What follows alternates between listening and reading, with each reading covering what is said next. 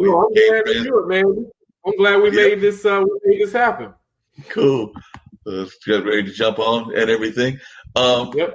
This is a special edition. I had one earlier today of the online dinner party with Marc Lee. As Zach doesn't know, I've actually got 3 programs that I'm doing here on IBM.TV, which is a brainchild of Nick Palvedo and a young lady named Kim Calhoun. And they created this kind of like podcasting network that incorporates regular standard podcasting, audio podcasting, along with the video component. So they've got this network with all kinds of great programming and things of that nature. So we started with the radio show with Marc Lee, and then we went to 2 other shows that they've given me now as well, Mullins Music and Memories, which air, both of those first 2 air on Mondays. And then on Wednesdays, we usually have the online dinner party with Marc Lee, and then we've got special editions. So, like I said, I had a special edition earlier today with Sandy Darity, who I know Zach knows as being a proponent of reparations and things of that nature. But now we've got Zach on. I've known Zach for a while. He's been involved in politics and been involved in community activism and things of that nature. We've seen each other over the HI Heritage Center, which unfortunately, like so many of the cultural arts centers around the country, have been shut down by the virus, and we're doing virtual events with my program director Q, and of course Angela is running great programming and things of that nature to keep us afloat. But at the same time, it's not the same of having our full staff and things of that nature. And I know a number of people are struggling. Actually, even which was a surprising fact, I shouldn't have been surprised, but the amount of folks that have been closed down in our Black business community, both here in the state and nationally, is just devastating, according to what Sandy was saying on our show about reparations. So, this whole thing is definitely going to create, in my mind, a depression, and could even be creating a worse than a depression in our African American and minority community. So, Zach, glad that you could join me. Glad to see a good friend here having this conversation. So, what are some of the things that folks may not know about you? And also, if you would talk a little bit about what are some of the things that you've learned now that you've had this representative office? And by the way, I was just amazed that you stepped into some amazing shoes. We know that we lost a great legend in the sense of losing John Lewis recently, but you stepped into the foot of Floyd McKissick Jr. And of course, his father was Floyd McKissick Sr. So definitely you are stepping into some powerful shoes as well. So just talk a little bit to the folks that are watching. We got listeners from around the world. I know one of my producers, Ankit, is out of India. We got people out of South Africa and throughout. So, but of course, we do like to have our folks from Durham and North Carolina. So just share with folks a little bit about yourself. Let me first welcome them to Durham, which is really, really important to me. I rep that place no matter where I go. If you can make it in Durham, you can make it anywhere. And a fun fact before I start is that you talked about John Lewis, who had a historic career. May he rest in peace. A personal friend of mine is his successor. And so we're about the same age. We got involved in Young Democrats, and our histories, our political histories have mirrored each other. And so I'm so proud of her, and to know the person that's going to carry on his legacy, similar to, what I was faced with when carrying on the legacy for Representative Mishaw. And, really proud of that legacy, because that's a strong Durham and North Carolina legacy. A few things, things that people may not know. A lot of people don't realize I've lived here for 20 years, and I got active that first year. And so some people, when they look back, they're like, oh my God, we met in 2001. Or, we met and and sometimes it's like, well, Zach, I don't even know where I met you, but I know I've known you all this time in different spaces.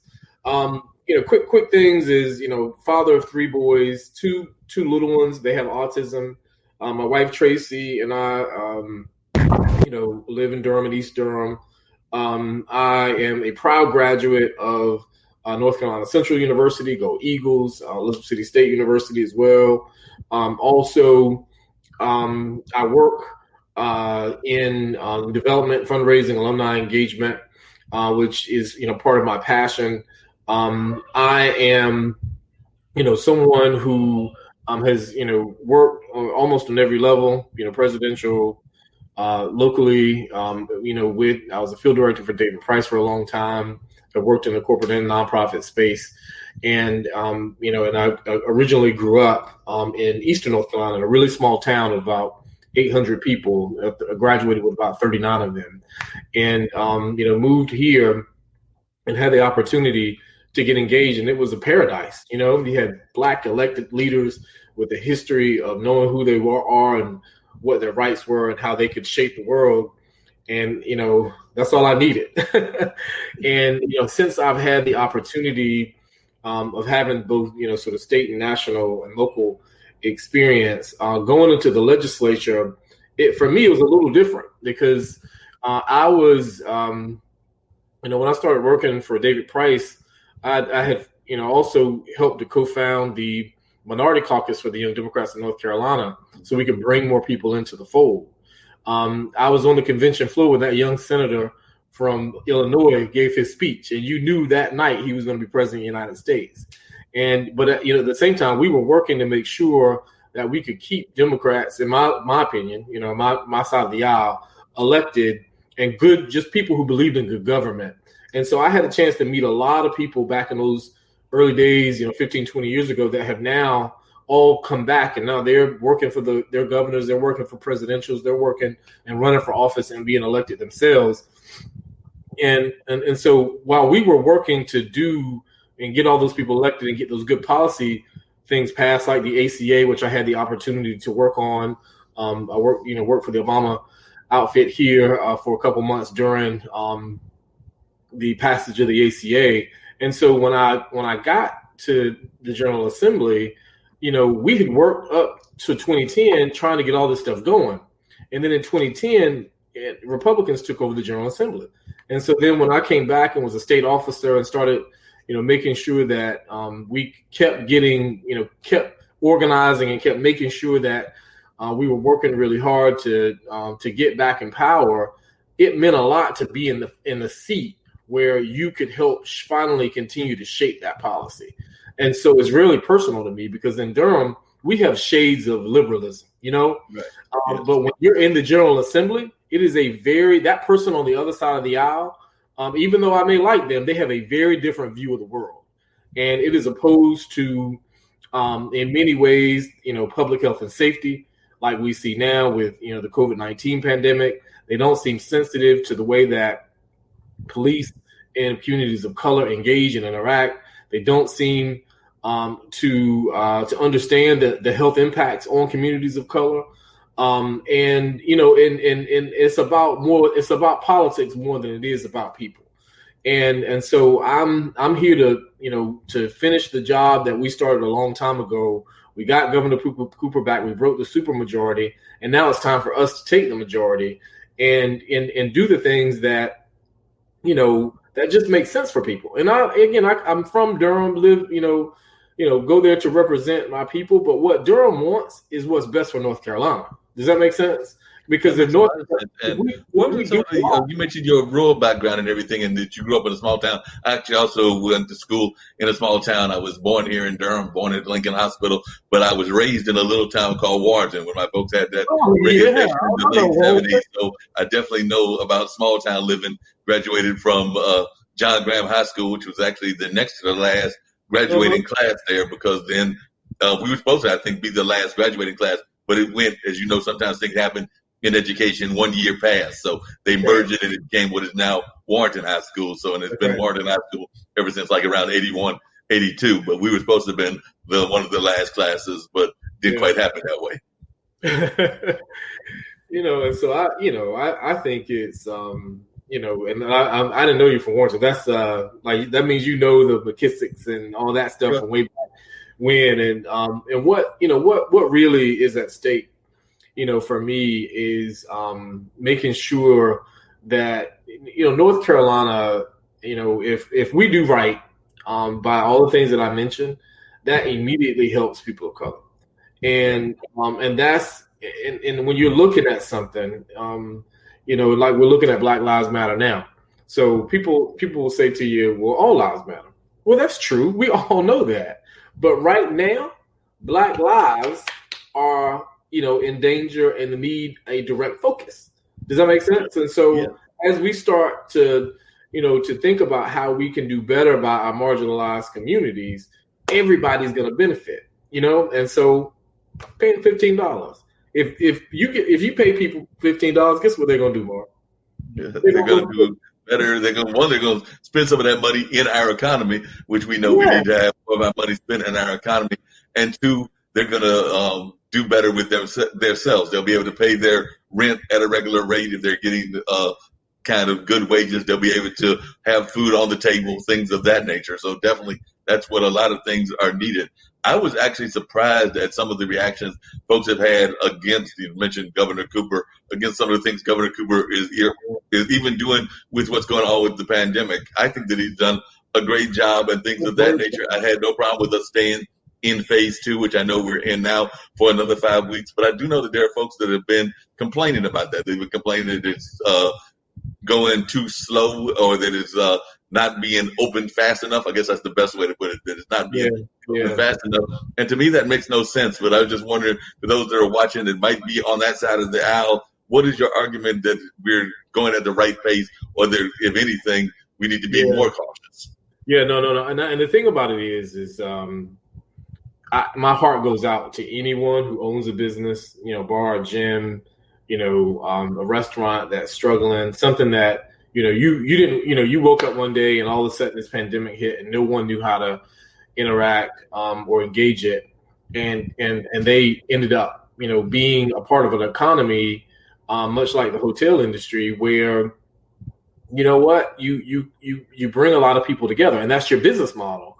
But when you're talking about a public health pandemic, we can't afford, from a health perspective, to allow those things to be open, because we want to stop the spread. And we've been doing a decent job in North Carolina. If you look at North Carolina compared to other southern states, and especially a lot of those states who went ahead and tried to reopen, they had to end up retracting, right? And that's not where you want to be. And so Governor Cooper, you talk about trial by fire. I mean, he really has been a steady, incredible hand, and he's thinking about these people. And I understand, everybody understands it. But if, a student that is not alive cannot go to school, a person who doesn't have their health cannot go to work, right? And so although it hurts, we're going to have to stay in phase 2 a little bit longer. But what I will say to those people is, while states are having to make this tough decision, where we need to be focusing is in Washington, D.C. We do not have, Mark, a plan we don't have a national testing plan. We don't have a relief package that the Senate and the White House will sign off on to help these small businesses, to make sure that, federal coffers are being hurt big time. And so the federal government should step in to make sure that states can give these companies a lifeline. We're trying to do what's best for everybody. But the federal government has, I think, failed us in not preparing on the upfront in the beginning to understand it and to put together a comprehensive plan, and then not providing, enough resources. You can't starve. This isn't a cold. What is it? Starve a cold, all that sort of stuff. You don't do that. You just don't do that. People's livelihoods are on the line, just like these business owners. And I think I heard one yesterday say that, if we have to make these decisions, the government should be in a place to help us stay afloat. And the only entity that has the pocketbooks big enough to do that is the federal government. Yeah, that's very true. And unfortunately, I wish more people would have that kind of understanding. Now, the other thing that I found interesting on the national level is there seems to be a rise in the quote unquote, even in the Democratic Party, the anti-establishment candidates. And some people would put AOC in that category. Some people would put Rashida Tlaib in that category. And there were some recent folks that were recently elected that might be put in that category, including one that I think was in the Midwest, if I remember correctly, that was recently be elected. So I was just wondering, what are your thoughts about that? You did come up through the ranks and everything. So I was just wondering, how are you feeling about that as one who kind of came up through the ranks? But there seems to be a push for folks to be engaged in the democratic process, but to kind of bring a fresher voice or a newer voice. Yeah, and the thing about it is that the thing that about coming up through the ranks is that means that I had to learn every rung of the ladder. Does that make sense? And Yeah. I've had to deal with every side of it. Even when you're talking about like this new, and Durham has seen a shift in the last 5 years. I know you've seen this locally, a shift in its politics and the way people organize and even the spectrum. When you talk about, center or left and far left. And so we've had those iterations. And I think that coming up for me has allowed me to engage and navigate all of them. And when you talk about the anti-establishment, the thing that you can't do is you cannot ever stop campaigning. And you can never stop serving and doing the small things that make a difference. So Mr. Clay, Representative Clay, what happened to him, he had the seat for 20 years. His dad had it for 32 years. Wow. Right. And sometimes what that does is it puts you in a situation where everybody knows me. And what happens, again, and as I talk about sort of my trajectory, if I had to navigate all that, he was, sort of sitting up here a little bit and didn't have to stay as close to the ground or didn't stay as close to the ground as things were shifting. And so when he put his feet back down, the ground has shifted away from him. Does that make sense? Yeah, and so there were new characters in the play who you didn't pay attention to, and the next thing you know, they came around the corner with guns. You didn't make sure that you continuously sometimes you have to take serious these new little organizations and new operations because those are voters that care about something, and eventually they're going to get political power if they organize long enough. And then I think one thing that didn't do him any favors is the not being as engaged in the Ferguson stuff since Michael Brown. When something like that is happening, you have to be, even if you're not there on the ground physically, you got to be reaching out and making sure that these people know that you care about those things and that you're doing something. Even if they don't see you, they know like, okay, I'm looking on TV and he's proposing legislation. And one thing I'm sensitive to, and I think when we start talking about my side of the aisle, anybody's side of the aisle, when you talk about local government, when you talk about state and you talk about federal government, her name is what's her name? She just won. I can't remember her name now, but she won the seat recently from Representative Clay. What people are going to look at: do you reach out to me? Do you serve me? When I call your office, do I get good constituent services? But most importantly, have things changed? Right? Yeah. And when someone can say, "I've been poor for 20 years, nothing has changed." Does that make sense? Yeah, that makes a lot of sense. When you talk about city and county government, and when you start talking about congressional, that's a little different. But especially when you talk about city, county, and somewhat state, right? Because dynamics play a role. Right. You got to show that at least you're fighting, even if you're the only one talking. Does that make sense? People will take that versus you feeling comfortable and feeling like you don't have to do those things. You can start playing inside baseball, Yeah. And when you start playing too much inside baseball, you forget that there's a whole game going on around you. And I think that's what happened to them. People that are getting swept, so to speak, like the AOCs and Tlaibs and then winning those seats over long time incumbents. People want they're almost tired of, like Baldwin and Malcolm and Martin said, people are tired of someone else's timeline. I am in pain and have been in pain for a long time. And I'm tired of being poor. I'm tired of police beating us to death. I'm tired, and I need somebody that's going to do it. And when you have like Mickey, for example, people never question where Mickey was on that stuff. So Mickey never had to worry about people coming for him. Does that make sense? Yeah. Even if you were 5, if you were 8, you knew Mickey Mashal was talking that if nobody else said it. And right. So that's the difference when you talk about him and a John Lewis, right? Versus somebody like Clay that, I don't even know where he stands on these things. And you can't, you as an elected official, as a candidate, you always have to be in that mode of meeting new people and bringing new people in the fold. And if you don't, you're gonna get what you're gonna get. Yeah, no, he definitely got what he's going to get. And was surprised, I guess, by that loss that he had, because I think that he thought he was going to win and things of that nature. So I'm sure he was surprised by that. And one thing I can say about you is that you've definitely been at the forefront of issues and aren't afraid to show your face, even if it might be something that you are have alliance. Excuse me. You have alliances or you have connections to both sides of the issue. Like even with the prison system and things of that nature. You have friends that are police officers. You have friends that are in the Black Lives Matter movement. But you come to those issues and you reach out to both of those folks. And you have to, because there's 9 times out of 10, there's a place where we can all agree, right? Right. Because, I got folks that say defund the police. I have some folks that are, a step further that say, well, maybe we need more social workers to be with police. Right? Some say we don't play police enough. Some say we ask them to do too much. Does that make sense?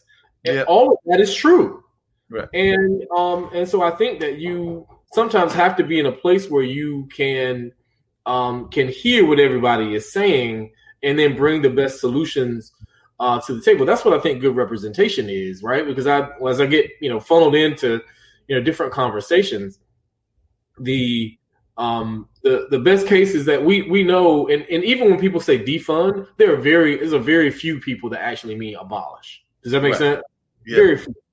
And the thing that I've said to folks about that is that should give you the most alarm bells when someone feels that, I'm better off without them than I am with them because of the history of misconduct or brutality. We need to pay attention to that. And that should let us know, we really do need to strengthen and rethink this system. I don't say we have to get rid of it, but it should give you alarm bells that parts of the population feel that strongly about it. And it's not like in a libertarian sense, right? Yeah. And that's what I want people to know, that it's not some ideological thing. It's the way they feel based on their life experience. But yeah, and that's just how I roll. When I was in high school and in college, and that's just my life. You have friends that could never be friends, and I think that's just allows you to have the most broad perspective and to be that glue and that person who can take the ideas and now being able to put it into direct policy. Because there's no way, Mark, that we come out of this the same. We can't. Yep, I agree with you on that. And it was interesting. I was talking to a gentleman yesterday on our regular online dinner party. He's actually running for governor for Florida in 2022. He's definitely a long shot candidate. He's an independent candidate. But that's one of the things he's talking about was that he went through some of the parts of Florida. His name is Kyle Gibson. And he was talking to folks that were definitely very reactionary. They were kind of out of that whole Confederate kind of camp and things of that nature. But he went with them in the sense of he was going to talk to them and get an understanding of why that flag meant so much to them, why those monuments meant so much to them, and not try to make a judgment about it.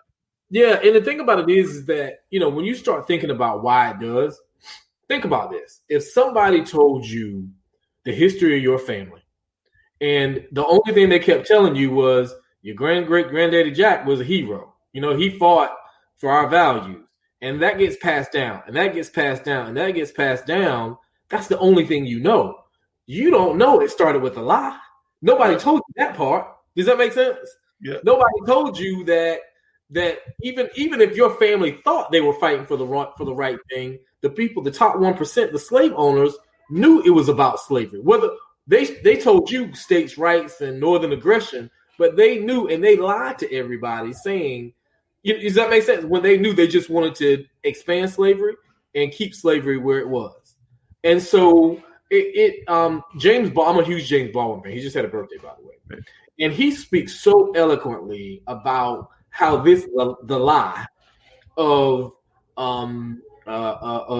slavery and post slavery going into Reconstruction, and how that lie about that original sin has just deteriorated our country.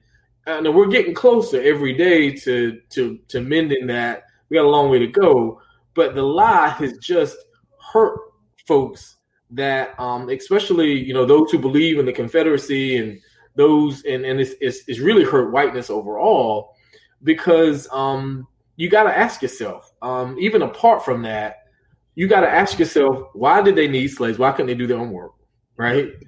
Secondly, why do you need the Negro? Why do you need someone to look down on, right? Why was there racial codes? If a man is equal and a man should be able to make his own way, that means you should look back and say, well, why did they have black codes? Why did they beat John Lewis on the bridge? Why did they not have them? You see what I'm saying? You have to look at those events and see how it has propped up whiteness. And no, you didn't do it. You didn't. But at the same time, it's okay for me to look back and say, you know what? I did love the history of my family and all that, but it's a part of my history, but they were wrong. Right. And the thing is that the pain of being able to confront that it's easier to hang on to hate than it is to wrangle with the truth. Right. You've got a good point there. And the other thing, I had a pleasure on my podcast, the audio podcast, Straight Talk with Dean and Mark, of talking to Roberta Oster. She does some work out of activism in Virginia, out of Richmond, and she also was a ABC anchor in the networks. I think she'd done ABC, NBC, stuff like that. And we were talking about the progressive movement in the country and things of that nature. And one of the things we talked about is the fact that the other side of the aisle does a really good job of using social media and putting their thoughts out there. We may not agree with their thoughts. We oftentimes think that the thoughts are crazy and things of that nature, but they put them out there. I don't know that we do a good enough job of that. So one of the things I know you've done is you've definitely had these conversations on a regular basis. I saw that you did one with one of your fellow people in the house and everything. You've done it with a lot of different kind of folks. So that's one of the ways that you counter it. So I must give you kudos for doing that and say that you've done a good job of that. But as an overall whole, I think the progressive movement has not done a good enough job of that. Why do you think that is, and what can we do to address that? Yeah, you know what? That true words have never been spoken. And the conservative movement has done a couple things right. They hear a message and they repeat it ad nauseum, right? They adapt the message and they get behind it. It ain't a whole lot of nuance, right? I mean, and on the progressive side, it's nuance. We got to fight about, what shade of color, what shade of purple, and they're like, it's purple, great, done. And I think that sort of lockstep mentality with the simple, and the other thing is they made the messages simple. They're multi-layered now, don't get me wrong, but they're simple in the outset. And that makes a difference. And I think that they understand the implications, not only the emotional, which Donald Trump exploited, but they also understand the things that that some of their voters want. And I think we have done that, better and better. But absent a charismatic speaker, they are able to weather through the storm, and they've done that since Nixon. Does that make sense? Yeah. Nixon had the Southern strategy. Nixon had, this ran into Reagan, with the welfare queen, the tough on crime, all these things have led them to a point where their folks internalize it. And I think for us to counter it, to be completely honest, is we're going to first have to get out of our own way. Secondly, we're going to have to reconnect, with, I think, people that we've lost. And the way you do that is you talk about bread and butter issues. And when you start talking about folks that are the most loyal, you show your loyalty to those who are the most loyal by making sure that they hear the policy in a way that's going to impact their lives. So, for example, if I'm worried about, my health care, if I'm worried about my the disparities that are impacting my community, then I need to see policies that specifically say this is going to help Black and brown communities. Does that make sense? And there's no harm in that. It's being clear. when you're talking to, progressive voters, they may care about more social issues. Talk to them about that. When, if you're talking to more, people like, funny enough, people in different parts of the state and, even in Appalachia, a lot of those people vote internally Democrat. Kentucky has a Democratic mayor. I mean, a Democratic governor. West Virginia has a Democratic senator.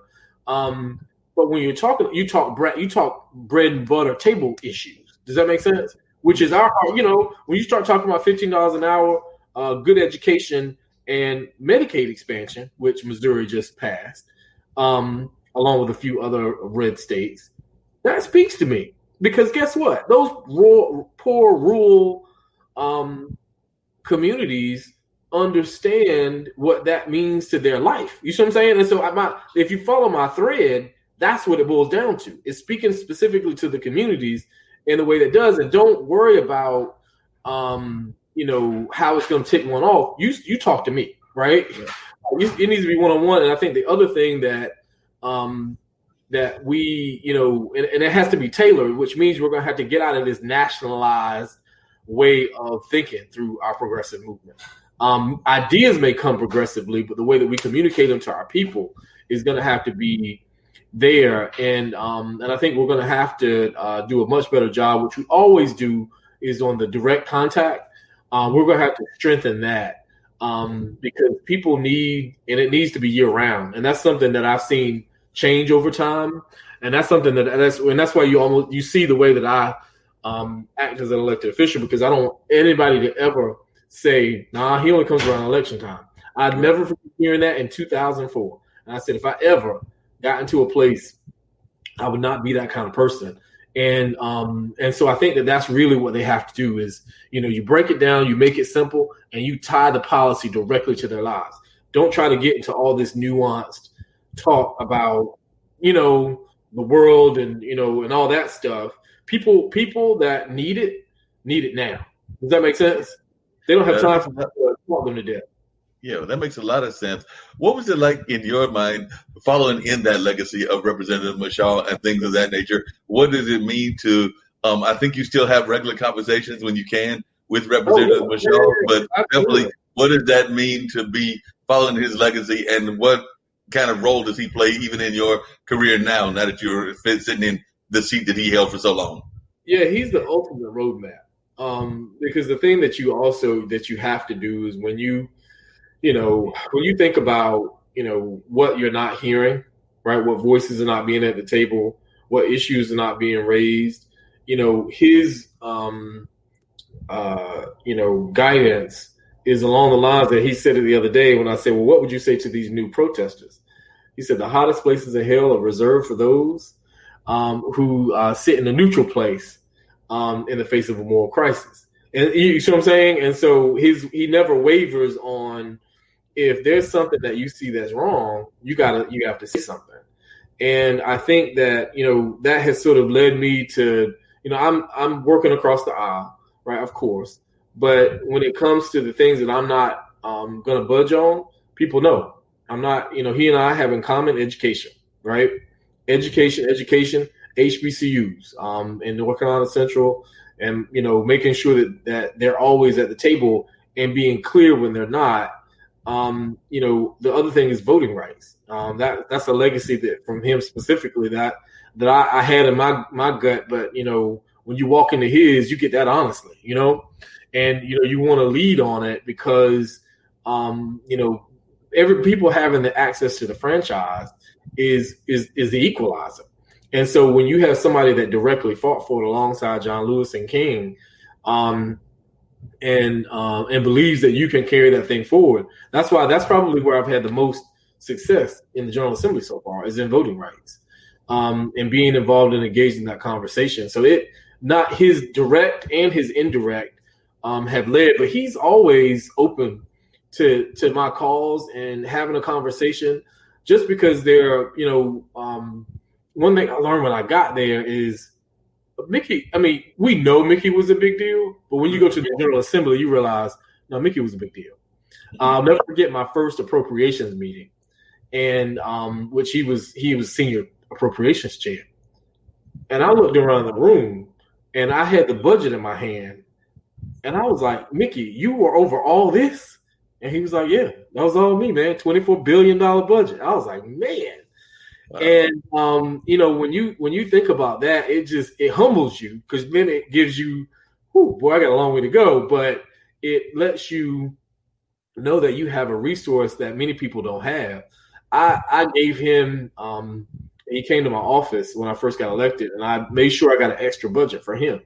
Mm-hmm. He over the phone, talked me through different things, what to look for. But then when you put it in his hands, it was like an old ball player. It just fit. He knew exactly what to do, exactly where to go, exactly how to maneuver it, and could tell you what they did and didn't do just by picking it up. And so I'm inspired by him, man. And I think that it's, for me, I think some people are a little overwhelmed by something like that. And I think of course we all are at times, but it's such a roadmap for someone who didn't have to live this life, who decided and stuck to live this life so they can help a lot of other people. And I don't, my journey and his will be completely different, right? And as he told me, and as others have as well, and as I, that's the way I approach it. I'm going to have my own journey, and there are going to be a lot of overlaps with me and Mickey, right? But the thing that will remain true is that we're going to represent Durham. We're going to stick up for those things that we absolutely believe in, and we're going to speak truth.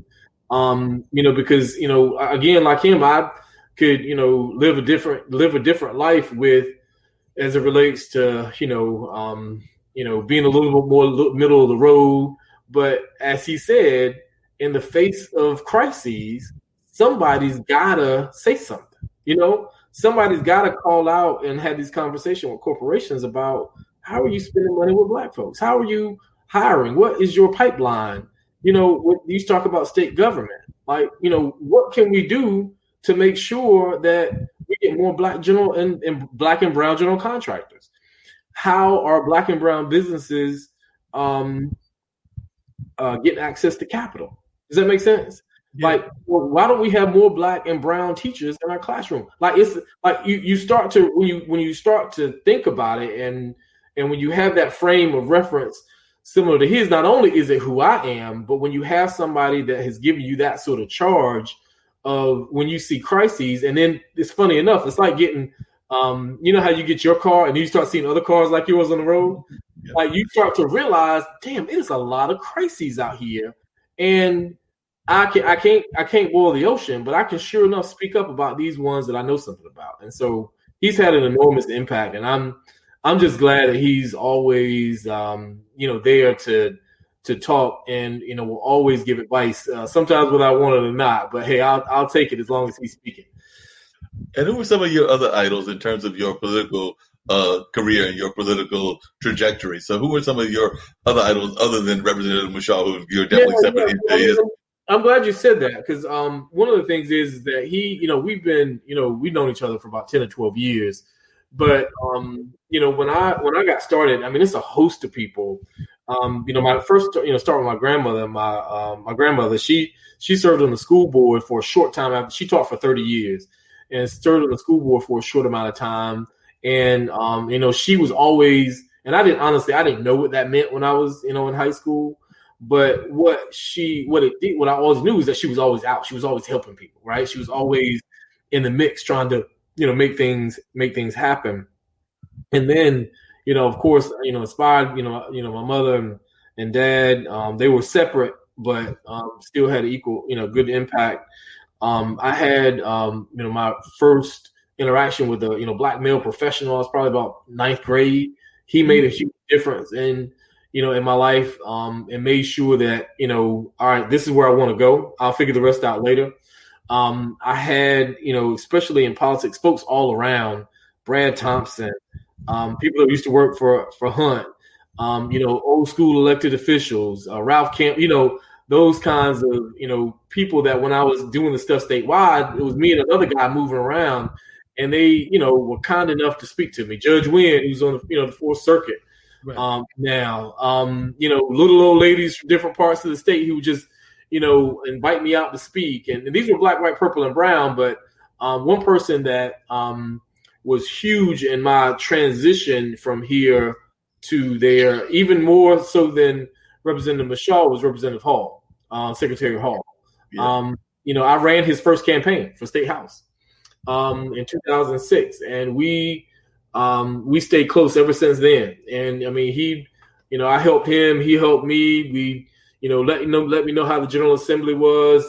He made that initial real connection with Mickey, and making that that possibility for us to really think about what my transition plan was.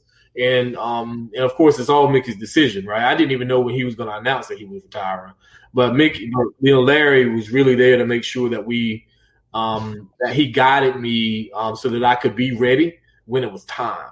And I'm just so thankful for him. But there's a host of others. I mean, Dr. Allison, even though we spar and it's sparred over the years, I mean, boy, I don't go anywhere without asking for disaggregated data because of her. And I understand, all the stuff that she, was trying to get across all those years. So it's a host of people that have all made a difference. I think, the biggest one for the last, again, 10 years or so, almost 8 to 10 was Mickey. But there were so many that poured into me and made sure that I got to the right place to keep my nose clean and I'm able to do this work. What are some of the things that surprised you about the whole concept of campaigning and what you've learned while being in the legislature? And then we had a listener that just popped on Facebook and had a question for you, and that was they were asking given their business title, which is North Carolina Black History and Business, but they were asking what can be done to stop the gentrification of Durham. So that was one of the questions that one of our listeners was asking. So definitely I wanted to hear your answer. Yeah, that's a good one. And I think the best answer to that is the fact that we need to make sure that we realize that the city needs to say there will be no bad neighborhoods, right? They need to establish that and say that. And what that means is that the people who live, and you can't control housing markets, but what you can control is making sure that people have resources within walking distance that are fair and equitable. And there's street lights, that there are paved roads, that there are things that and programs that help people stay in their homes, and that there's a push. Somebody was talking about Maynard Jackson today and what you can do from that bully pulpit of city government. And what you can do and push is to say, you know what, we want to invest in this area, but no, we do not. We want to include them in the growth versus them having to be byproduct. Does that make sense? Yeah. And so I think if you go about it that way, so you're helping people stay in their homes, you're doing beautification projects, you're investing and bringing attention, and then you slowly but surely start to include resources at banks. And does that make sense? Mm-hmm. And all that encouragement lets people know, you know what, we don't have to wait for gentrification to happen first and then the resources follow, because that's what happens. And so I think that the city is going to have to make a huge role. Now, the state, I think in 2021 is going to have to take a hard look, and the feds with housing, because housing is sort of the bedrock of it all. But I think that when you're thinking about that, there have to be hardcore local decisions that they're not going to allow communities to deteriorate. Because when you allow that deterioration, you have to stop it early, because it inevitably, especially if it's within a mile of the downtown corridor, is going to be gentrified. So you have to make sure that they're not letting it fall down in the first place. And that has to be a real local decision and determination, and not just lip service. And one of the other questions that was asked as well, and I'll flash that on the screen, is I think they were asking, when will Durham enforce that all cops and city officials should be from Durham and stop hiring outsiders? They're arguing that I guess we need more cops, teachers, and firemen actually from Durham, and especially those that are from here. So is there a way that can even be enforced or things of that nature? Yeah, they can try to incentivize them through different programs to live in Durham, similar to what they do sometimes with teachers and local employees. I think that that's stuff that definitely can be on the table to help with making sure that they're generally that's a local issue But like state, that could be an issue that we do take to the state to see if people are open to allowing there to be a fund for people to tap into, because that's part of it, right? Because some people don't like living where they work, and then some people move for a lot of other reasons. But the thing that has worked that we know for sure is that when people know their communities, they serve them differently, and and the people know them and trust them, right? And so that's a really good question that we should ask the chief. And I know that she has heard that quite a few times, and it may be worth exploring long term to first start with the recruitment process, right?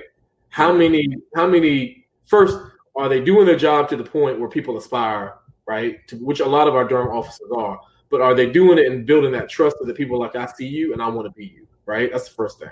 And that comes with the outreach in schools and neighborhoods. The second thing is what's their pipeline for recruitment. And so if we get a gang of people that want to live in Durham, who are from Durham, and then can be recruited to be cops, then that does start your process. But more than anything, it's definitely a pipeline issue. But secondarily, it's an economic one. So And just, I know we got to wind down and everything, but I was wondering about reparations and things of that nature. Like I said, I did talk to Sandy earlier, and we were talking about that. And I know there have been some cities and some areas in North Carolina that have actually done things around that. From your perspective, do you think that's something that could even be done on a state or federal level and things of that nature? Because I know Asheville just recently passed it. I think there have been some talks about it here in Durham, but I was just wondering what your thoughts are on that. Yeah, it's it's one of those things. Like, again, when we talk about failures of our federal government, that's one of the largest, right? Is that they can establish nationwide what a repayment looks like to those who have been impacted by racial discrimination, slavery, you name it, right? And suppression, redlining, all of it. And so that's first where it starts. But I think, and I'm 41, and I've heard this conversation most of my adult life, and it's gotten to the point where you actually now have bills filed. So the biggest thing that we can do is not give up on the conversation. That makes a lot of sense. What are some of the things that you're most concerned about now as a representative as you're going forward in your own tenure? So what are some of the issues that you are feeling you're very passionate about? You've mentioned education, but I'd like to know some of the other things that you're very passionate about right now and that you're really going to be pushing forward. Well, it's education, it's police reform, it's making sure that we have a living wage, it's making sure that we pass Medicaid and have affordable healthcare options. Is making sure that when we start talking about equality and equity across our state, that we're absolutely putting ourselves in the best possible position to do that, and that we're doing things like I really thought it was broadband. Broadband is actually something. I want to say maybe like 400 or something. Wow. Yeah. It was like got another call going on there. That's cool. But you were saying broadband and things of that nature. So we've got the broadband issue that a lot of folks are definitely finding even now with all this virtual learning. I know a lot of people are thinking about broadband and the accessibility of the internet. So could you speak to that and what your thoughts are of that from the representative? I had a technology issue about 10 minutes in. Yeah. There was a lightning So it's strike. Sorry, hold on. I apologize. For 4 days. My work call. I have to admit, I'm leading it. So, but yeah, I think that it's broadband has shown all the things that we hold dear have been exposed, and we need to do the work. So I've enjoyed the conversation. I'm gonna hop off to work, but I understand. I'm just so glad that I was able to get this conversation with you. It was a very powerful conversation. I think a lot of folks learned about you and some of the issues that you are concerned about and things of that nature. So I definitely greatly appreciate you being on, and we'll have to get you back on again in another session and things of that nature. But I do want to thank you for being on the show, and look forward to having you back on again in the very near future. So we're going to let Zack get back to his work and everything in his conference call with his coworkers and things of that nature. But Zack, I do want to thank you for being on the show and to giving us some insight into your career path and to your inspirations, the people that you are very supportive of, as well as some of your own thoughts and things of that nature. So once again, Representative Hawkins, I do want to thank you for being on the show, and do know that we will be reaching back out to you in the very near future to be back on again. But thanks again for being on the show with us and for sharing your insights and your knowledge about what's going on. I've not yet heard that, so I appreciate it. Once again, that was Representative Hawkins on, and I definitely want to thank him for joining us in the conversation, and it was a great conversation. I think that you learned a lot about his views on a variety of issues, and some issues that folks are very much concerned about in this day and time. So we learned about how he feels that progressive leadership is doing in the country and around the state here of North Carolina. He definitely is a proud supporter of Durham, North Carolina, and definitely enjoys being here in our area. So I definitely want to thank him for joining us here and for this great conversation that we had.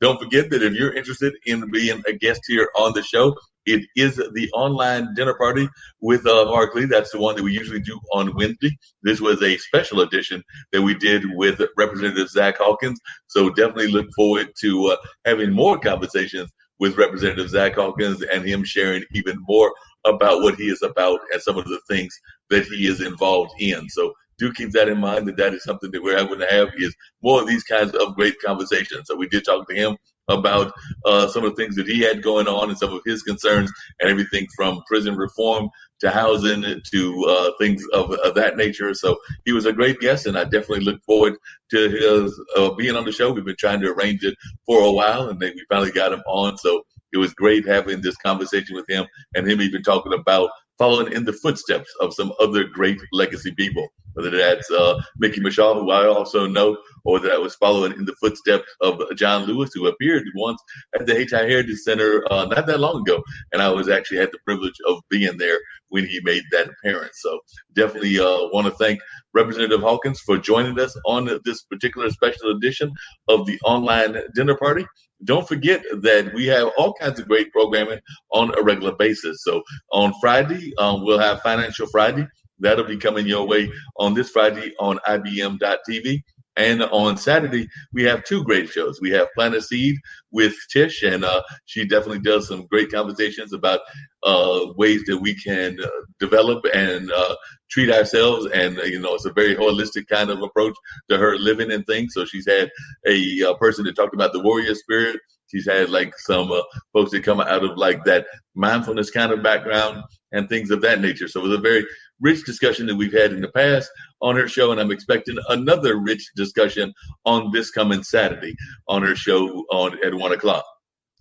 And then on 12 o'clock on Saturday, we've got Funk from the Front Seat, and he's got a very special guest. That's right, Patty Collins, Bootsy Collins' wife, who is involved with him on a number of things, will be at that show. So definitely do not miss that particular episode. That is Patty Collins will be making a appearance, and I'm looking forward to that. I know that a lot of the production team will be there, and we'll be definitely watching Zack as he does his thing, and it should be an amazing show. So we're looking forward to that.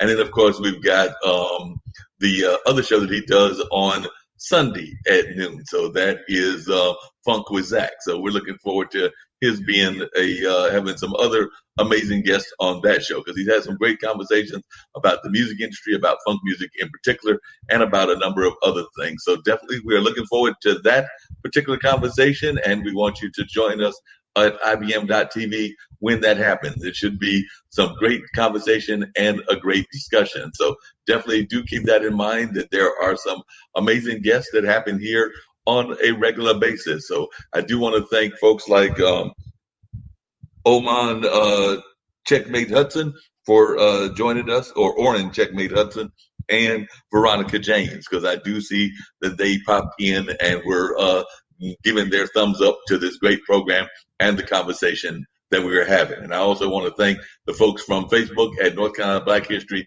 and Business for asking their questions and showing their questions during the course of this show. So that being said, I'm going to wrap up this show. Usually it run with the full version of the online dinner party can run anywhere from 2 to 3 hours. But these special editions, they're quicker and they're a lot less time. So I know the one we did earlier today was about an hour and 5 minutes or so. And this will end at just under an hour. So I do want to thank folks that have been watching for tuning in and for joining in our conversation. Once again, I do want to remind people that if they've got guests that they would like to be on, or if they'd like to be a guest themselves, they can reach me at bluesradio@gmail.com. That's bluesradio@gmail.com. And of course, they can go back on Facebook Live. They can go back, I believe, on Twitter, and they can definitely go back on YouTube and catch replays of these particular programs. So definitely do keep that in mind. If you would like to be a guest, or if you're interested in being a guest, or you have things that you would like to share, whether that's being an entrepreneur, whether that's being an activist, whether that's being somebody in those realms, or whether that's just being folks that have got different passions that you would like to share, then yes, we are open to having those conversations. So that being said, I'm going to pop on out of here and talking, let y'all see the little bit of the logo, which is a group of folks having basically a dinner party. And then I will hit the end broadcast, and that is how we will wrap up this particular show. So once again, I want to thank folks for joining us in this particular edition, a special edition of the online dinner party with Marc Lee. And we had a conversation with Representative Zack Hawkins. So like I said, I've had the pleasure of meeting him and getting to know him. So this being said, I'm getting ready to pop off and show you that picture and then hit the end broadcast.